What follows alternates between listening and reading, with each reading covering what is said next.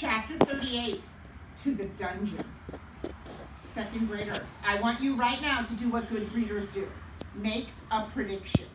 What do you think will happen to the princess, Mig, and Roscoe? Oliver, what do you think is going to happen? Make a prediction. Maybe they're going to take them to like a corner of the dungeon. Ooh, maybe they're taking the princess to a corner of a dungeon. Ian, make a prediction. What do you think is going to happen? Maybe the guards are going to save her. Maybe the guards are going to save her. Let's read on and see. The strange threesome made their way down the golden stairs of the castle. The princess and Mig walked side by side, and Roscoe hid himself in the pocket of Mig's apron. Mig pointed the sharp knife at the princess's back, and together they went down, down, down. The princess was led to her fate as everyone around her slept. The king slept in his giant bed with the crown on his head, dreaming that his wife, the queen, was a bird with green and golden feathers. Philip, Philip, Philip, she called his name. Cook slept in too small bed off the kitchen. She was dreaming of a recipe she could not find. Where did I put the recipe for soup? Where did it go? It was the queen's favorite soup. And not far from Cook, in the pantry, atop a bag of flour, slept the mouse, Despereaux. He was dreaming of knights in shining armor, and of darkness and of light. And the whole of the darkened sleeping castle, there was only one light, the light of the candle of Miggery Sow. The candle shone on the princess's dress and made it sparkle, and the princess walked and tried not to be afraid.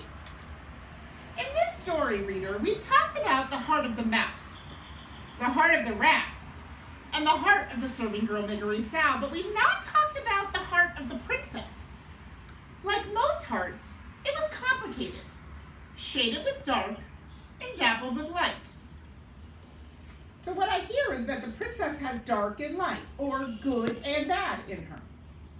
The dark things in the princess's heart were these: a small, hot, burning coal of hatred for the rat who was responsible for her mother's death. The other darkness was a sadness, a tremendous sorrow that her mother was dead and her princess now could only talk to her in her dreams. What of the light in the princess's heart? Reader, I'm pleased to tell you the princess was a kind person. Perhaps most important, she was empathetic. Do you know what it means to be empathetic? Yes. Maybe like be brave. Maybe brave, maybe smart. Well, we know she's kind. But I will tell you, it means you are being forcibly taken to a dungeon. You have a large knife pointed at your back. You're trying to be brave. But you are still able for one moment to think of others.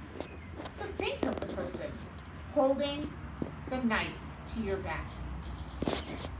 So empathetic means to think of and care about others. Do you think empathetic is a good trait to have? Yeah. I think it shows kindness.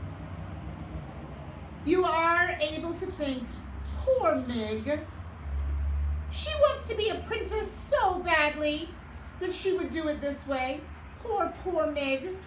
What must it be like to want something so desperately? That, reader, is empathy. And now you have a small map of the princess's heart. Hatred, sorrow, kindness, empathy. The heart she carried inside her, through the kitchen, and finally, as the castle light began to lighten, she went down in the dark dungeon with the rat and the serving girl.